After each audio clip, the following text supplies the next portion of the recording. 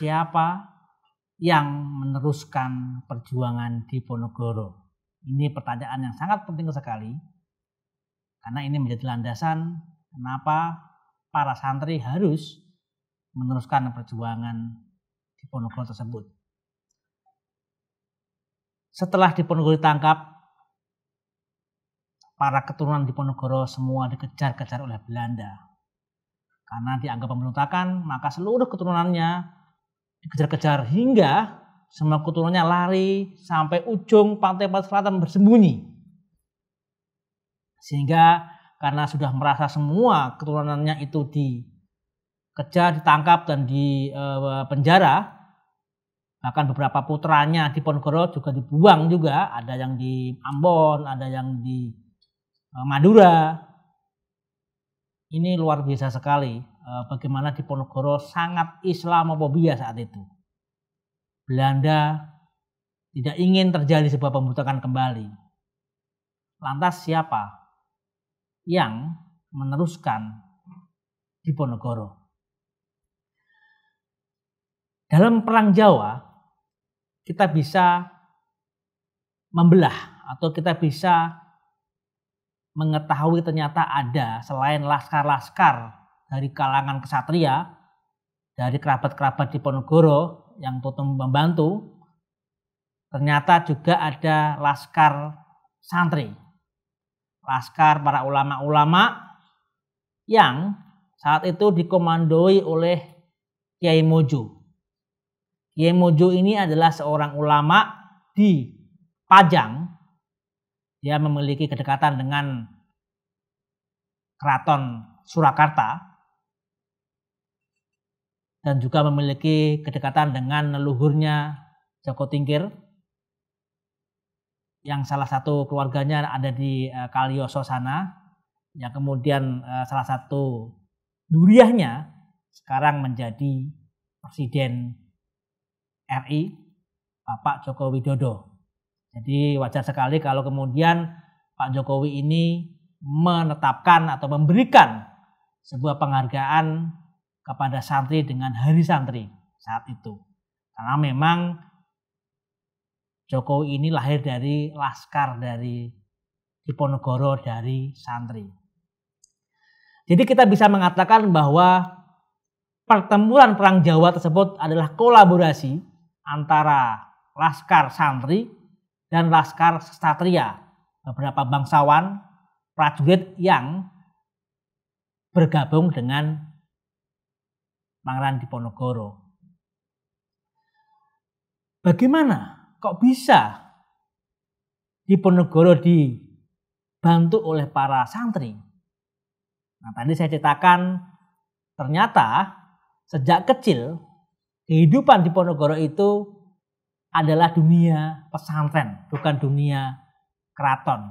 Jadi ini sudah menafikan kenapa Diponegoro tidak ingin ataupun tidak karena kecewa dengan tidak menjadinya sebagai seorang raja. Ya karena sejak kecil Diponegoro memang hidup di dunia pesantren. Jadi sangat dekat sekali dengan pesantren. Kita sebut saja pertama dia diasuh oleh Ratu Ageng dari Tegalrejo. Disinilah Jokowi memberikan sebuah penghargaan kepada santri. Diponegoro waktu kecil sudah diasuh oleh Ratu Ageng. Ratu Ageng ini adalah seorang perempuan yang luar biasa. Dia mendampingi Hamengkubuwono I dalam pertempurannya melawan Belanda juga. Ratu Ageng ini adalah seorang perempuan dari Trah Madura sekaligus Trah Bima Nusa Tenggara. Jadi ini nanti kita katakan bahwa Diponegoro tidak hanya berperang dalam konteks Jawa, tapi dia sangat mengidealkan sebuah negeri yang besar, negeri yang pernah disatukan oleh Gajah Mada, sekaligus negeri yang pernah disatukan oleh Wali Songo untuk menjadi sebuah baldatun thayyibatun walaupun ghafur. Setelah selain Ratu Ageng ada juga tokoh bernama Kiai Mojo. Tadi saya katakan Kiai Mojo. Kiai Mojo dalam sejarah-sejarahnya dikenal sebagai seorang kiai yang di akhir peperangan berpisah dengan Diponegoro. Sehingga sejarah-sejarah itu mengatakan kalau Diponegoro dan Kiai Mojo itu berseteru keras dan konflik. Inilah kelemahan dari perang Diponegoro, kenapa kemudian bisa dipatahkan. Bangunan perang yang sudah kuat dengan laskar kesatria dan laskar santri di awal-awal pertempuran sampai Belanda kocar-kacir, hampir kewalahan, semua sumber dayanya habis, hampir kalah.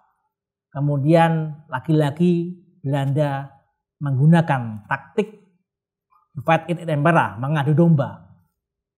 Belanda tahu ada seorang ulama kalangan santri, Kiai Mojo, yang sangat kuat membela, karena dia tidak bisa disogok,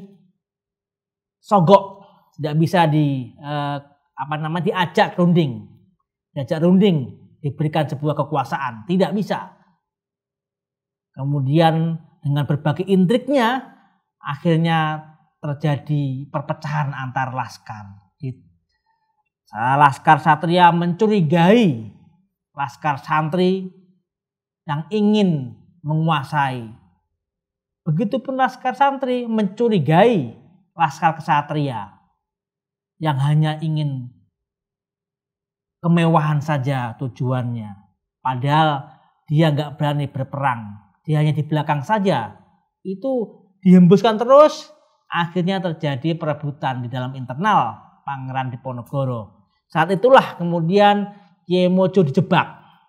Dijebak seolah-olah ingin diajak kerjasama oleh Belanda. Sehingga apa akhirnya? Kiai Mojo ditangkap. Padahal dijanjikan akan diberikan sesuatu, tapi ternyata ditangkap, dibuang di Manado, di Tondano tepatnya. Dibohongi lagi oleh kolonial Belanda. Kiai Mojo ditangkap, dibuang, runtuhlah perjuangan Diponegoro, melemah akhirnya perjuangan Diponegoro. Saat itulah kemudian Diponegoro akhirnya pasrah. Akhirnya tahun 1830 beliau mau untuk runding. Sehingga ketika perundingan itu juga ditipu lagi. Ketika berunding yang katanya hanya halal bihalal ternyata ditangkap juga oleh Belanda dan dibuang ke Manado pertama dan terakhir di Makassar. Itu Kiai Mojo. Nanti kita akan bahas bagaimana perselisihannya Kiai Mojo dengan Diponegoro terkait apa? Khilafah ya, tentang khilafah nanti. Kemudian selain Kiai Mojo ada namanya Kiai Taftojani. Kiai Taftojani ini adalah seorang ulama dari keturunan Kiai Nur Imam Melangi. Kiai Nur Imam Melangi ini sebenarnya dia adalah seorang pangeran juga yang berhak untuk menggantikan keraton. Tapi dia tidak mau dan akhirnya dia nyantri di daerah Sidoarjo, Jawa Timur. Nah, tapi Kiai Nur Imam Melangi ini berhasil membantu Ngayogyakarta untuk apa? Untuk membentengi keraton dengan apa? Dengan membuat patok nagari. Jadi memberikan masjid di 4 penjuru keraton Ngayogyakarta. Yang salah satunya adalah Melangi. Nah, di Melangi ini salah satu keturunan adalah Kiai Taftojani. Kiai Taftojani inilah yang dikenal dalam buku-buku sejarawan sebagai guru dari Diponegoro. Tapi apa? Tapi Diponegoro juga menyayangkan ataupun tertipu oleh Belanda juga. Belanda menggunakan Taftojani untuk merayu Diponegoro juga untuk mau diajak runding tadi itu. Dari apa? Dari salah satu murid dari Taftojani juga ada yang seorang pangeran juga, murid dari Taftojani yang digunakan oleh Belanda. Inilah yang kemudian diberikan oleh Belanda dengan wilayah Purworejo. Di Purworejo itu ada seorang pangeran yang diberikan oleh Belanda karena berhasil meruntuhkan beberapa pasukan dari kolonial Belanda. Sekali lagi, Belanda mengadu domba. Selain Kyai Tontojani ada juga Syekh Syarif Hasan Munadi Samparwadi Ba'abud. Nah, ini dari Habib. Jadi ternyata dalam lingkungan perjuangan di Ponorogo, selain santri tersebut juga ternyata ada duriah-duriah para habaib yang membantu di Ponorogo. Dari Trah Yahya, dari salah satu leluhurnya Habib Lutfi, itu juga sangat membantu sekali perjuangan di Ponorogo. Di Semarang ada makam yang bernama Kiai Singobarong yang dikenal dengan Habib Toha bin Yahya. Itu adalah leluhur dari Habib Lutfi yang membantu perjuangan di Ponorogo. Dan banyak sekali itu jaringannya, sampai dari Lasem ada Syarif Bustaman. Bustaman ini kemudian adalah salah satu dari putranya atau keponakannya adalah Raden Saleh. Raden Saleh yang melukis bagaimana di Ponorogo itu ditangkap setelah perundingan. Bagaimana lukisannya terlihat di Ponorogo tetap tegak menghadap ke atas walaupun ditangkap. Raden Saleh itu juga seorang Habib yang mendukung di Ponorogo. Jejaknya ada di daerah Raden Saleh itu, Matraman, ada masjid yang dibangun oleh Raden Saleh. Dulu di situ adalah komplek yang dimiliki oleh Raden Saleh. Di situ ada masjid dan beberapa duriahnya. Kemudian ada yang di sebelahnya, di belakangnya ada makam Habib Cikini.